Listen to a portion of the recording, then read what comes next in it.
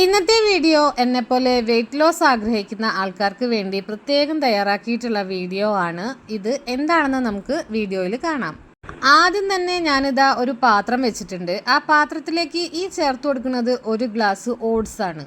ഇത് rolled oats ആണ്. ഇതിന് പകരം നിങ്ങൾക്ക് വൈറ്റ് ഓട്സോ സ്റ്റീൽ കട്ട് ഓട്സോ എടുക്കാം. വൈറ്റ് ഓട്സിനേക്കാളും ഒന്നും കൂടി ബെസ്റ്റ് ആയിട്ടുള്ളത് സ്റ്റീൽ കട്ട് ഓട്സും അല്ലെങ്കിൽ റോൾഡ് ഓട്സും ആണ്. ഇനി ഇതൊന്ന് വറുത്തെടുത്തതാണ്. 4 മിനിറ്റോളം ഞാനിതൊന്ന് വറുത്തെടുത്തിട്ടുണ്ടായിരുന്നു. എണ്ണയൊന്നും ചേർക്കാതെ വറുത്തെടുത്തിട്ടുള്ള ഈ ഓട്സ് നമ്മളൊരു പാത്രത്തിലേക്ക് മാറ്റുകയാണ്. അതിനുശേഷം ഇതിലേക്ക് കുറച്ച് വെളിച്ചെണ്ണ ഒഴിച്ചു കൊടുക്കുന്നുണ്ട്. വെളിച്ചെണ്ണ നന്നായി ചൂടായി വരുമ്പോഴത്തേക്ക് നമുക്ക് ആവശ്യത്തിനുള്ള കടുക് ഇട്ട് കൊടുക്കാം. അതിൻ്റെ കൂടെ ഉഴുന്നുപരിപ്പാണ് ഈ ചേർത്ത് കൊടുക്കുന്നത്. ഉഴുന്നുപരിപ്പ് ഒരു ലൈറ്റ് ബ്രൗൺ കളറായി വരുന്ന സമയത്ത് നമുക്കിതിലേക്ക് വറ്റൽമുളക് ചേർത്ത് കൊടുക്കണം. അതിനുശേഷം ഇതിലേക്ക് ചെറുതായി കട്ട് ചെയ്ത് വെച്ചിട്ടുള്ള സവാളയാണ് ചേർത്ത് കൊടുക്കുന്നത്. ഞാനൊരു ചെറിയ സവാളയാണ് എടുത്തിട്ടുണ്ടായിരുന്നത്.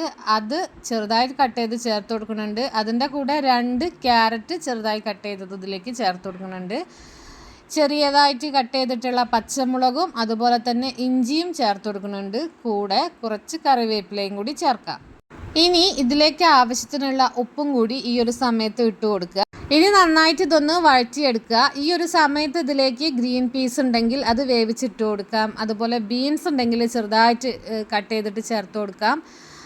പിന്നെ അതുപോലെ അണ്ടിപ്പരിപ്പ് അല്ലെങ്കിൽ പൊട്ടുകടല ഇതൊക്കെ നിങ്ങൾക്ക് ഇതിലേക്ക് ചേർത്ത് കൊടുക്കാം കേട്ടോ.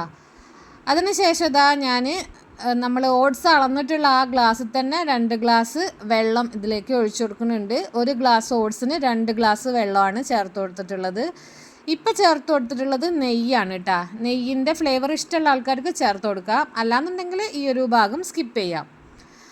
ആ വെള്ളം നന്നായിട്ട് തിളച്ച് വന്നതിന് ശേഷം ഇതിലേക്ക് നമ്മൾ നേരത്തെ വറുത്ത് വെച്ചിട്ടുണ്ടായിരുന്ന ഓട്സ് ഉണ്ടല്ലോ, അതാണ് ചേർത്ത് കൊടുത്തിട്ടുള്ളത്. വെള്ളത്തിൻ്റെ അളവൊക്കെ നോക്കിയിട്ട് വേണം ചേർക്കാൻ. വൈറ്റ് ഓട്സ് ആണ് ഉണ്ടാക്കുന്നതെന്ന് വെച്ച് കഴിഞ്ഞാൽ ഇത്രയൊന്നും വെള്ളത്തിൻ്റെ ആവശ്യമില്ല കേട്ടോ. അത് പെട്ടെന്ന് തന്നെ വെന്ത് കിട്ടും. റോൾഡ് ഓട്സും അതുപോലെ സ്റ്റീൽ കട്ട് ഓട്സൊക്കെ അത്യാവശ്യം വേവുള്ളതായതുകൊണ്ട് 1 ഗ്ലാസ് ഓട്സിന് 2 ഗ്ലാസ് വെള്ളം എന്നുള്ള രീതിക്കാണ് ഞാൻ എടുക്കാറുള്ളത്. അപ്പോൾ നമ്മുടെ ഓട്സ് ഈ ഒരു വെള്ളത്തിൽ കിടന്ന് നന്നായിട്ടൊന്ന് വേവട്ടെ. ഒരു 5 മിനിറ്റ് നേരം നമുക്കിതൊന്ന് മൂടി വെച്ച് വേവിക്കാം.